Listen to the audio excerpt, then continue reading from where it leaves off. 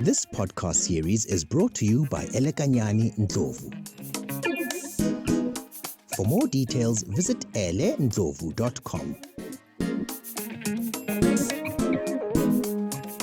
My name is Elekanyani Ndlovu and welcome to Womanifesto. Womanifesto is about challenging each other to grow, to innovate, to think and move in ways that will impact people positively. This week, I had someone ask me, which school did you go to? And I said to her, I went to the Rand Afrikaans University College for the Advancement of Learning and Leadership. And after I said that, we both cracked up laughing at how long that name is. Where is that? And what is that? And I said to her, it's a school in Brixton. And the school was a project school between the then Rao University, which is now UJ, and Metropolitan Life, where the objective was to go to township schools, pick the top performing students, have us write aptitude tests, then gain entry into the school. Everything around the school was designed so that it can support children from disadvantaged backgrounds. We had lunch at the end of the day, and for some children, that was the only meal they would have. We had stationery. You can imagine my horror with our children and the fact that we have to buy stationery. I just could never understand that, because I thought that schools are supposed to give you stationery and they're supposed to give you calculators and everything you need. So we got stationery, and for children who really needed to, they got assistance with getting uniform. They made sure that there were buses that were routed around Soweto and other different parts of Johannesburg where different children would come from. And you would just have a place where you stand to wait for your bus, and the bus will come through. You got on and it took you to school, and it was the same thing after school. And it was explaining all of this that made me think about how really my whole life has been made possible by different projects that have happened, have been executed, and people have bothered to effect and bring to life, in that way actually impacting my life and shaping my life to be what it is. Being at that school opened up possibilities, and how I ended up at that school was because my headmaster from my primary school had insisted that my father does not take me to Limpopo, to Venda, and that I should actually go try out and write this aptitude exam or aptitude test and see if I will get into the school. And he convinced him that it will not be an expensive exercise, because by then the principal had tried to get me into Queen's High or Parktown Girls and a whole host of other schools to try and convince my father to not take me to Limpopo. But my father just said he cannot possibly pay for Parktown Girls or Queen's High. He doesn't have the resources to do that. And Rao Call, which is the short version of the school name, was a real possibility for me to be able to stay on and go to a really good school. And I started thinking about how it was not just that. There was a project called GCP, Gifted Children with Potential program. And GCP was run by twins, Mpho and Thabo Puti, if I remember correctly. And I looked them up to see if they are alive and what they're up to while I was thinking about all of this. And I found them and I realized they are alive and they are still doing the exact same thing they have been doing for years, where all they're trying to do is actually to really expose children from Soweto, children from townships, to experiences, and those experiences then in turn build their confidence, shape their thinking, change their paradigms, and also in fact just exposes them to what's possible and what's out there. When I joined GCP, it was 1993. Firstly, that's where I made a lifelong friend since 1993, ended up at the same high school, and we've gone to varsity together, are now living our lives and raising children together. And part of the gift of being part of that program has been lifelong relationships. But also it was where I was exposed to swimming, where somebody bothered to teach me how to swim. I was exposed to going on camp. It was at that program that I was exposed to the fact that there's a thing called a banquet. I remember the one camp we had to bring dresses so that we can attend this banquet. And I remember the experience of just going with my father to go find this dress. He picked this beautiful checkered dress for me. I was just so excited and so happy because also we hardly got new clothes except for Christmas and whenever you really had the necessity. But I was getting a new dress, and the reason for this new dress was because I was going to attend a banquet. And I was like, what is a banquet, And then learning to spell words like accommodation. I remember when I learned to spell that, and the teacher that taught, who was volunteering at the time, and she taught us to spell accommodation, So it's those little things where I was thinking about, it is the fact that those two things got executed. I mean, life is complex, and I understand that they are not the only two things that shaped my life, but really by their mere existence, they were a defining experience for my life and formed and formulated the base of what I was exposed to, what I was able to think about, and what I was able to do. And I kept thinking, what happens if dreams don't get executed, if plans or projects don't get executed? And what happens is that lives don't get impacted and lives don't change. And this got me thinking about, how do you get stuff done? And I started thinking along my journey of how I get things done on a daily basis, especially thinking about how much I have to get done from family responsibilities around children. Like right now, I have to remember to get my daughter's uniform fitting done, and I have to remember to then go pay for that uniform. And then at some point, I must buy stationery and get ready for grade 1. In between that, I have to do actual work, get projects off the ground and get them executed. And how do I do that? With lockdown and working from home, I've just sort of created this office around my bed. And my husband works in the study upstairs because he prefers working sitting. I really prefer working and lying down.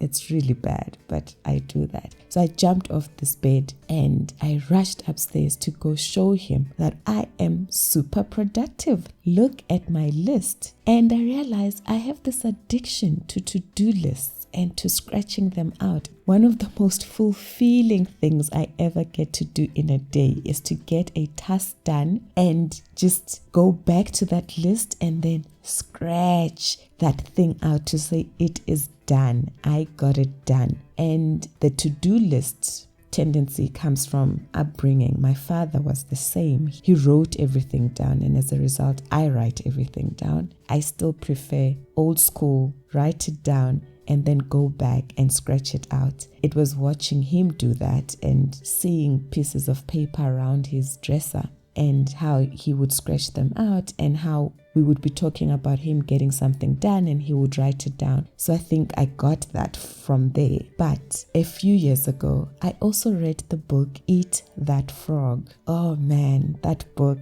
I used to think that the best way to get things done is to do the easiest thing, get that done, and get excited about it, and then increment the pace and the momentum as I go. And for years, that worked in a way, but it just was not effective. You just finish the day and you haven't done what really needs to be done. You've done stuff, but you haven't done what really needs to be done. And for me, the breakthrough was reading the book Eat That Frog, because at some point I got obsessed with how do I become effective. I picked this up when I got appointed for my first role as manager of a team. And when you manage a team, you really have to get your ducks in a row, because it's a completely different ball game to managing your own time and your own tasks, because now you have to also manage and oversee everybody else's tasks, but also be there for them as a manager.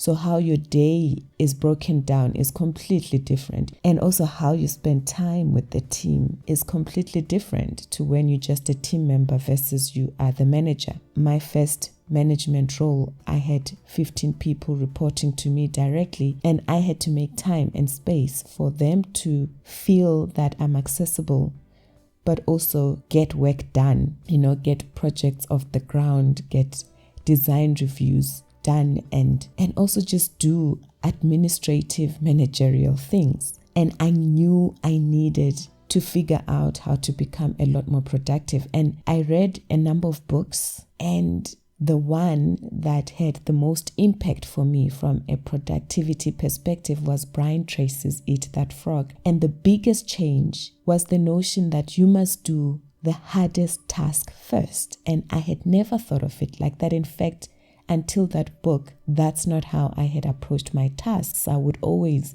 do the easiest thing first, because in my mind, I had convinced myself that if I get through a task I enjoy, then I'll be a lot more motivated and I'll be a lot more excited to then do stuff that is really hard and that I don't really want to do. But contrary to what I had thought, the book said that you must do the hardest thing first. You must eat the frog first. And the one thing you're dreading to do that you really don't want to do must be done first thing in the morning. And the second thought that helped me was when he says that don't stop until that task is done. And I realized that's where I was also going wrong, because I would start doing things and then halfway through I would stop what I was doing, and I suspect it's because it was getting harder. So I would stop what I was doing and then I'd start something else, which I would convince myself if I just started this something else, it would be easier because then I'll feel a bit more encouraged and then I'll do that. That wasn't working. It wasn't getting things done, and I knew that something needed to change. And those were the two changes I made. I start with the hardest task first. I really do. And because also I wake up early in the morning, I start working early. I have less distractions. I have less noise. And even when I was taking on my first management role, I would get to work early and I would get things done that needed to be done when it was quieter, and just get work done before you have to sit through listening to your team and what they are going through, where they need support, and you have to sit through meetings. So I'd get to work early, get things done. And I'm finding that that's what's working out for me as well during this lockdown period. And it was jumping off my bed to run to go show my husband how effective I've been, and just almost do a victory dance and I'm getting so much done. That reminded me of that process and how it's taken time actually to reframe my mind from doing things the way I used to do them to now doing things the way I do them, and it feeling like that's how it's supposed to be done and that's how I've always done it. But that's not how I've always done it. I used to just switch in between tasks, and I used to do the easiest things first, and that's completely changed now. I get to the hardest things first. And so by the end of the day, I have such fulfillment and such victory, and I feel much happier and a lot more fulfilled. They're just those things where you just don't know where to start, and as a result, you procrastinate. You just never get to it because you're afraid of starting because you're not sure. And practicing what Brian Tracy says on Eat That Frog has helped me to overcome that. And the thought is you have to do your hardest task first, and you cannot do anything else until you've completed this task. It's very effective. It's tedious in the beginning, and I remember thinking, really, I have to do this? And now it's what I do. I have a master list of what needs to be done in my life, and then I have that reduced to what needs to be done on a monthly basis. And then I have that reduced to what do I need to get done this week? And that is then reduced to what do I need to get done today, right? And over time with practice, I've learned how to prioritize. Like he would say, list them. You have A tasks. Those are things that have to get done. Then you have B tasks, and you rank them and you rate them. I mean, that stuff is tedious when you're starting out. And in fact, if you don't really have a pressing reason to be productive, which I did, I was forced to have to be productive. There's no ways you can lead a team of 15 and not be productive. You can't. And that served me really well, because in learning to do that, it actually works now even for my own personal life. And I rank things and categorize things. I'll say this is admin stuff, this is work that has to be done, this is mommy stuff and family related stuff. In those different categories, I'll rank them in terms of, if anything gets done today, this is the one thing I have to do in this category to make sure that all of life is moving and stuff is getting done, and not just work. And once I've done that, one of the most liberating things I've learned is to look at your to-do list and say, I'm not doing this anymore. I choose not to do this.